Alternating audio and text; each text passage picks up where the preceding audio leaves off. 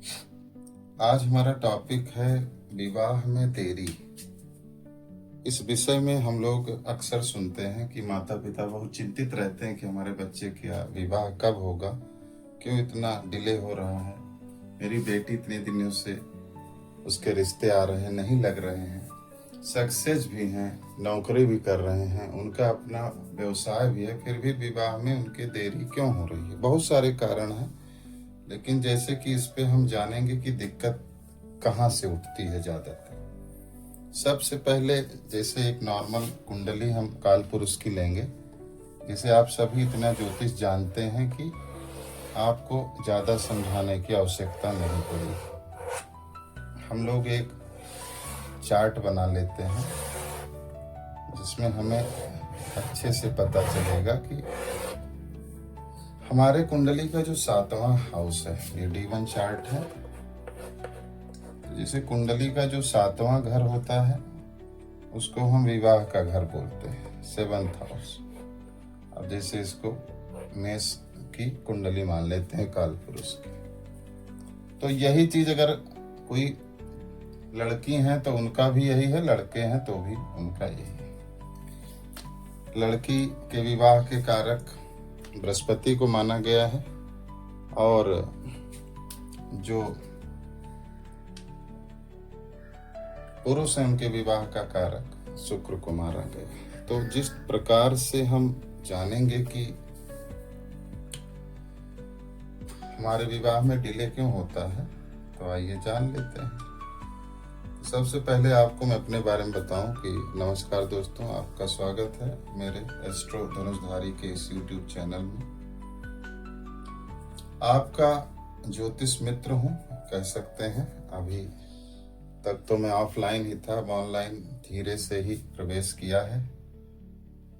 अक्सर माता पिता मेरे पास आते हैं और एक ही रोना रोते हैं कि बताइए, बच्चा कमा रहा है, अच्छा रहा है, चारों तरफ अच्छे से पर्सनालिटी भी है, समाज में उठता बैठता भी अच्छे से है, फिर भी देखने में भी सुंदर है, लेकिन शादी के लिए कोई भी रिश्ता नहीं आता, या आता भी है तो दिक्कत पैदा हो जाती है।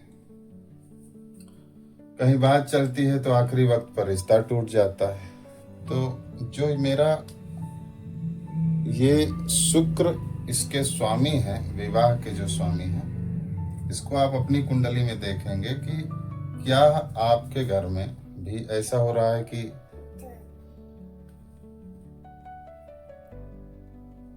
रिश्ता लगने के बावजूद भी नहीं हो रहा है। तो इससे कोई परेशान होने वाली बात नहीं है। 7वां घर हमारा वैवाहिक जीवन का और विवाह का कारक। अब इसमें यदि किसी प्रकार की दिक्कत होती है, जैसे कि शनि देव महाराज की, दूसरा राहु देव महाराज की हिल रहा है बोर्ड, तीसरा केतु महाराज की, और एक हद तक बृहस्पति देव को भी, जिसको गुरु कहा गया है, ये भी कारण बन जाते हैं।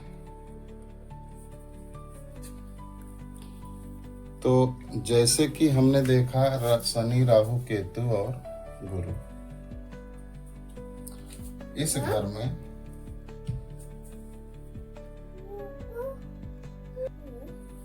सामान्यतः यदि इस घर में शनिदेव बैठे हों या उनकी दृष्टि हो कहीं से भी बैठ के, यहाँ पे अगर वो दृष्टि डाल रहे हैं, अपनी तीसरी दृष्टि, 7वीं दृष्टि और 10वीं दृष्टि, तो विवाह विलंब से होगा। 28-30 साल उम्र के बाद ही विवाह होना संभव है। अब इसी में हम लोग ये देखते हैं कि क्या है, हम तो उपाय भी कर रहे हैं फिर भी विवाह नहीं हो रहा। अब जैसे कि इसमें एक और बड़ा कारण हो सकता है, जैसे किसी के मंगल दोष है, मांगलिक दोष जिसको बोलते हैं, अगर वो भी कुंडली में है, इसे एक तो शनि का हो गया, राहु का हो गया, केतु हो गए, बृहस्पति हो गए और मंगल हो गए। मंगल का यदि इस घर पे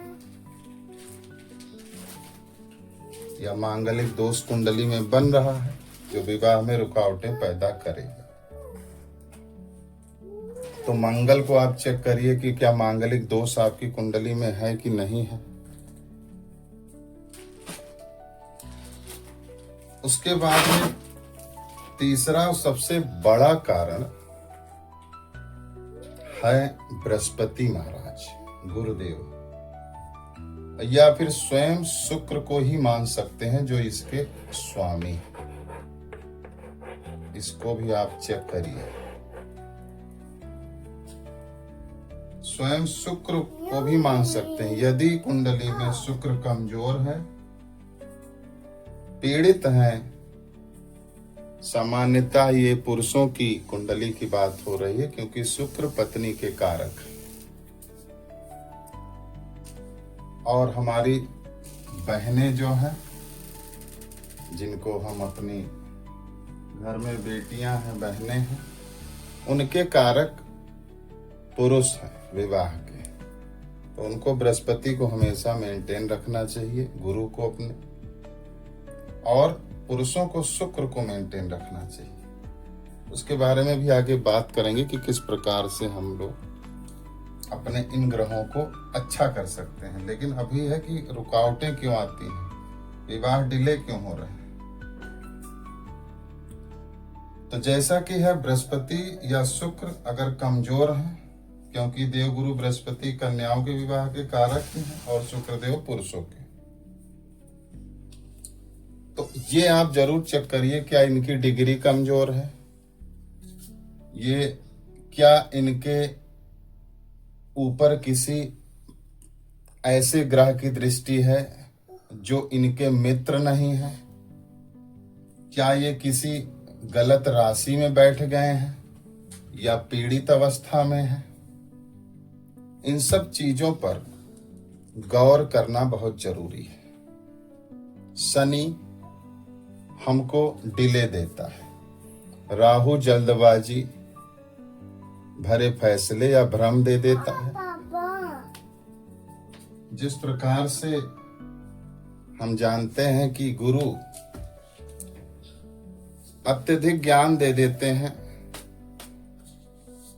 इस तरह की योग्यता दे देते हैं कि आपको कोई रिश्ता पसंद ही नहीं आएगा, आप अपने योग्य वर को समझोगे ही नहीं, बहुत ज्यादा ज्ञानी अपने आप को लगाओगे, या फिर आध्यात्मिक दृष्टि से कहें तो आप और उनकी फैमिली या विचार उस तरीके से मैच नहीं खाएंगे। मंगल दोष, अत्यधिक ऊर्जा के कारक मंगल जब दोष के रूप में कुंडली में आते हैं, तो ये मंगल दोष जिनकी कुंडली में होता है वो खराब नहीं होता, ये बस ऊर्जा का अत्यधिक होना है, ऊर्जा का अत्यधिक होना। जैसे कि मान लीजिए तत्वों को अगर आप जानते हैं, समझते हैं, तो कोई भी एलिमेंट है, वाटर एलिमेंट है, एयर एलिमेंट है, फायर एलिमेंट है, या फिर किसी भी तरीके का 5 तत्व हैं, सभी में अपने अपने गुण और धर्म है। उसमें ये फायर एलिमेंट है मंगल। अत्यधिक ऊर्जा होने के कारण मान लीजिए किसी मंगल दोष वाले व्यक्ति का विवाह किसी से ऐसे ही छुपके कर दिया जाता है जो मांगलिक नहीं है, तो ये मंगल जिसकी कुंडली में है वो उसको पीड़ित कर देगा, इतना पीड़ित कर देगा कि वो समझ ही नहीं पाएगा कि हम कर तो अच्छा रहे हैं, हो क्यों उल्टा रहा है। इसकी एनर्जी या तो खुद को डिस्ट्रॉय करती है या तो दूसरों को। इसलिए मंगल दोष को थोड़ा मिलाकर ही हमको कार्य करना चाहिए। शांति आवश्यक। अत्यधिक ऊर्जा का होना, इसको न्यूट्रल करने के लिए बहुत सारी चीजें हैं, रेमेडीज हैं, या कर्मों का एक तरह से अलाइनमेंट है। जैसा कि विभिन्न तरह के गुरुवर कहते हैं और हमारे आदरणीय गुरुजी भी कहते हैं, जिनका नाम है राहुल कौशिक सर, जिनसे बहुतों ने ज्योतिष को सीखा है। गहराई से सीखने में उनके हर एक वाक्य हमारी मदद करते हैं। तो इसके कुछ उपाय हैं, जैसे कि मान लीजिए आप क्या कर सकते हैं, अपने बृहस्पति को ठीक करने के लिए गुरुवार को लक्ष्मी नारायण मंदिर जाइए, किसी भी विष्णु भगवान के मंदिर जाकर उनके दर्शन कर लीजिए, उनके व्रत कर लीजिए, उनका दान कर लीजिए, पीला केला गाय बंदर को खिला दीजिए। अब ये तो नहीं है पीला वस्त्र पहन के तो नहीं टहल सकते, गाय को किसी तरीके से चना भिगो के खिला दीजिए। एक हर सप्ताह गुरु का एक उपाय कर लीजिए। शनि का उपाय है गरीबों के प्रति है, निचले तबके के लोगों के प्रति है, पसीना बहाने वाले जो लोग हैं, लेबर हैं, उनकी सेवा से जुड़ा है।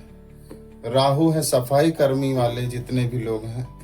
तो जैसे कि शुक्र है, कोई बेटी है, कन्या है, कोई महिला है, उनको मीठा खिलाइए। शुक्रवार को व्रत रखिए, शुक्रवार को लक्ष्मी जी की पूजा करिए। कहने का मतलब यह है कि मंगल है, हनुमान जी को लड्डू चढ़ाइए, बंदनों को चाना खिलाइए, और मंगलवार बजरंग बली का दर्शन पाठ जो भी संभव हो, कर्मों को सही करिए। हम महंगे उपायों से बचेंगे, बहुत ही सस्ते उपाय और कारगर अलाइनमेंट हम करेंगे, जिससे हमारा जीवन सुखमय हो सके और हम अपने जीवन में उन्नति कर सकें। तो सबसे पहले किसी भी कुंडली में यदि विवाह विलंब से हो रहा है तो हमको कुछ नहीं करना है, सीधे अपना सप्तम भाव देखना है। सप्तम भाव में बैठे राशि को देखना है और वहां बैठे ग्रहों को देखना है। किसी विशेषज्ञ से कुंडली दिखवा के अपना उपाय ले लीजिए। यदि आपको कोई समस्या है तो हमको मैसेज करिए।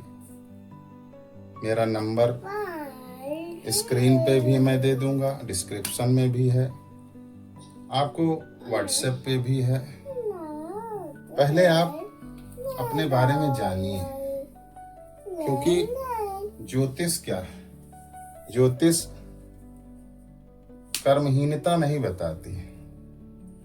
कर्म करिए, अपना भाग्य बदलिए। ज्योतिष सिर्फ आपको एक सच्ची और सही सटीक राह दिखा देगी, उस पे चलेंगे आपका काम हो जाएगा। भ्रम में न पड़िए और खुद भी सीखिए। ये कोई जो है 1 2 3 4 5 6 7 8 9 10 11 12 तरीके के घर होते हैं, जिनको हाउसेस कहते हैं। इसमें 12 राशियां बैठती हैं, चाहे वो किधर भी बैठ जाएं। उसके बाद में 9 ग्रह इसी में प्लेस होते हैं।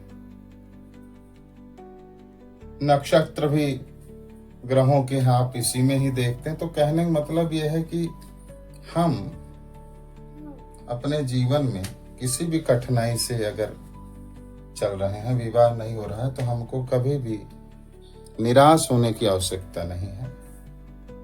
आप कुंडली अपनी मुझको भेजिए व्हाट्सएप पर, मैं उसका विश्लेषण करके आपको वैसे ही जब मुझे समय मिलेगा, जल्द से जल्द 24 घंटे 48 घंटे में मैं रिप्लाई जरूर दूंगा। आप बिल्कुल परेशान ना हो। लेकिन विवाह के योग सबकी कुंडली में होते हैं, विलंब हो सकता है। ये सारे ग्रह बहुत प्यारे ग्रह हैं, जितने 9 ग्रह हैं वो बहुत कुछ हमको देने ही आते हैं। हम उसके लायक नहीं होते तो हमको लगता है रुकावट है तो रुकावट जल्दी सही हो जाए उसके पीछे भागते हैं। लेकिन ग्रह अपनी दशा में पूरे बल से उस फल को देता है। सहर्ष स्वीकार करिए और अलाइनमेंट करिए ग्रहों का। दूसरे ग्रहों से अलाइनमेंट करके आप अपने जीवन को बहुत ही सुंदर बना सकते हैं। पहले अपने आप को समझिए, आप स्वयं पहले लग्न को समझिए। आप क्या हैं? आप मेष हैं, आप वृषभ हैं, मिथुन हैं, कर्क हैं, सिंह हैं, कि आप कन्या हैं, तुला हैं, या फिर हैं वृश्चिक, या फिर हैं धनु, मकर, कुंभ, या फिर मीन। किस राशि लग्न के हैं आप स्वामी, फिर जहां पे चंद्रमा बैठा होगा वही आपकी राशि हो जाएगी। अब राशि हो गई, ये हो गया, सब चार्ट आपके सामने है। ग्रहों की स्थिति आप खुद आकलन करिए। विभिन्न तरह के व्हाट्सएप या यूट्यूब पे वीडियोस देख के भ्रमित मत होइए। आप बस ये जानिए कि हर व्यक्ति की कुंडली में बहुत सारी चीजें स्पेशल होती हैं, वो आपकी कुंडली में हैं। बस यही है कि आपको डराया जा रहा हो तो डरिए मत। सब कुंडली में अच्छे बुरे सारे ग्रह सभी के कुंडली में होते हैं। जो ज्योतिषाचार्य आज बड़े बड़े ज्योतिषों को कर रहे हैं, उनके जीवन में जो कठिनाइयां आई हैं, कभी कोई व्यक्ति उनसे पूछेगा तो अष्टम भाव की चीजों के बारे में और यहाँ से जुड़े चीजों के बारे में कभी चर्चा करेंगे। सबसे सुंदर भाव अष्टम भाव है, 12th हाउस है, जिसको सबसे बुरा भाव कहा जाता है, लेकिन ये जीवन में ये आनंद का भाव है। तो इसलिए अब आज की चर्चा को करते हैं विराम, क्योंकि आज बहुत सारी चीजें नहीं, आप ये समझिए कि ये विवाह का घर है, सप्तम हाउस। आपकी कुंडली में हो सकता हो यहाँ 3 लिखा हो सकता है यहाँ 5 लिखा हो सकता है यहाँ 11 लिखा हो, तो उससे घबराना नहीं है। आपकी लग्न चेंज होगा, बाकी घर वही रहते हैं।